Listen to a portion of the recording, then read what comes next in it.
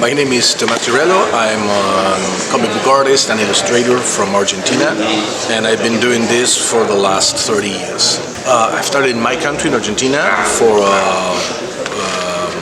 a publishing house that doesn't exist anymore, but was like very popular back in those days, like 30 years ago.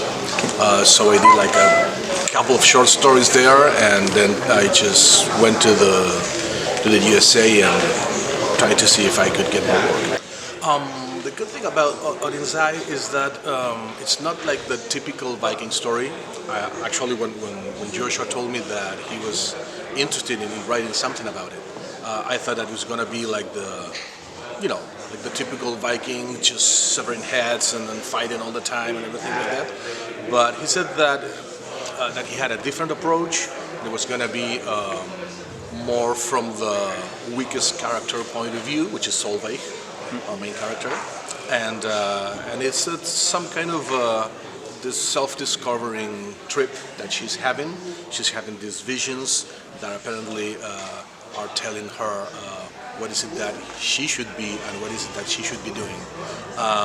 So it was very fun because, again, it's like a typical subject but taken from a very different perspective, which gives us a lot of field to work with. I mean, a lot of stuff from the mythology part of it and the traditional, of course, Viking story with people cutting heads and everything, which is very fun actually. So that's what I like about it. I mean, it's something that it's been done, but not in this way, which is very original coming from Joshua.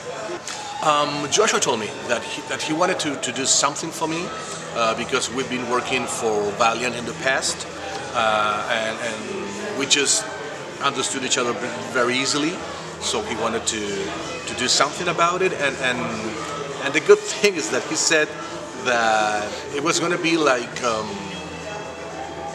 his story, if you want, because it's more about his understanding and his vision. So he asked me if I wanted to do it. I'd love to do this kind of stories. I mean, I did Conan for 8 years, so I'm very familiar with the genre, and I love it.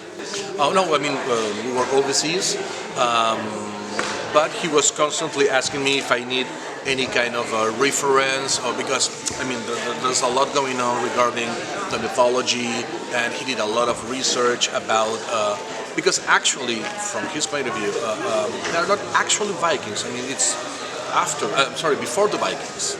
So it's like different tribes that are conforming like this huge Viking culture that's gonna develop in what we know as Vikings. So he did all that research. Also, he did the research for the Eskimos, that again are not Eskimos, and as well ancestors. Sorry. So he did all that research. He sent me a lot of stuff, a lot of different from Discovery and National Geographic notes and stuff like that.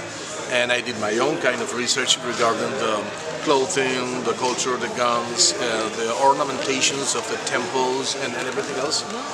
And I love to do that because like it's the more material you have to work with, it's like you feel more comfortable working because it's like everything's there. So that's the way we approach it. No, actually, I work traditionally. And the curious thing is that because I have to come up with like 4 pages a week, something like that, and I like to do like a very detailed work, I don't have much time for sketching. So I just work directly on the page and try to take it from there and try to go as fast as possible, taking care of course of the quality. But once the page is done, I just scan it and send it to Diego Rodriguez, my color magician, and we discuss about the color approach, the proper color approach for it, or if I have some kind of idea or something for the color work. And of course he does his magic and he works directly on the pencils. I had a lot of trouble in the past when different companies try to color my pencils, and it's understandable because they're dealing with thousands of artists, so they just color everyone the same way, which is logic. But the thing is that you cannot color pencils the same way you do with inks. It's totally different. So we came up with this technique. It's like digital watercolor and Photoshop and other programs in order to make it look more organic less digital and more handmade, and that was the goal for it. I think I wanted to do something that was, I wanted to contrast the Solveig's figure, which is of course innocent and weak from the Viking culture point of view. So we like to play with that contrast, to make everybody so full of scars and then having this heavy life, and you can see that, you know, on their bodies. And also trying to come up with as much as possible with different culture elements in order to have this vibe that you're in there. You know what I mean? It was very important to make every single scenario a place where you can, how do you say it? Like feel that you're inside the frame. So again, we did a lot of research for that, and we tried to get people as much as possible, you know, into the story. Yes, Solveig specifically, because I don't often get to draw kids, so I was constantly drawing, you know, battle-scarred and dirty warriors, and with no teeth and full of scars and everything, and suddenly I have to stop and come up with something more subtle and innocent and clean in order to give Solveig all that innocence, you know, and stuff like that.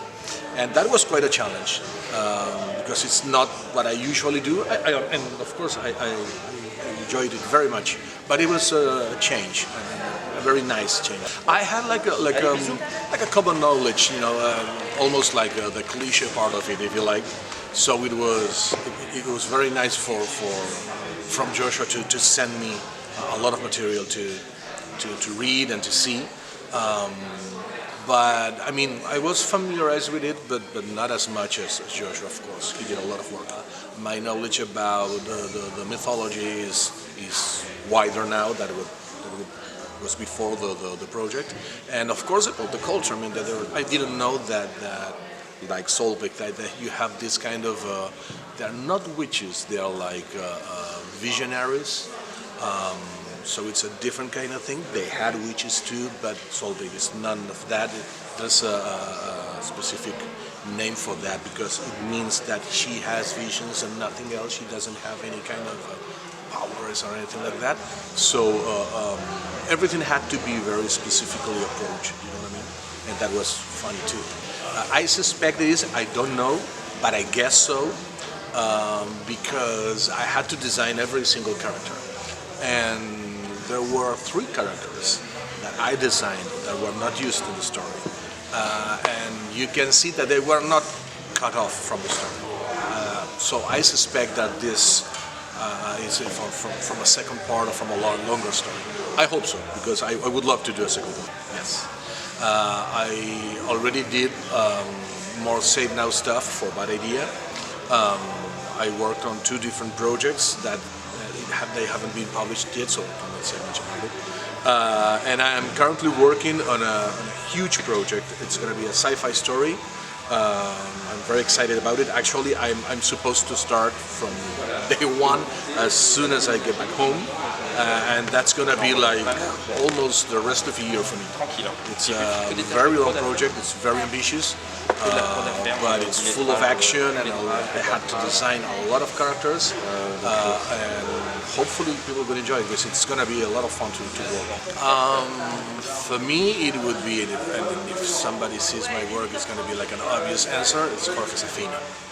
I would love to, I mean, I met him, but not person. I mean, I haven't spoken with him. I've been in meetings where he was, but for me, he was like a genius. I mean, I would attack him with so much questions, because he was so talented, and I'm constantly rediscovering his work. So yes, if I had that power, I would make him, you know, as much question as possible.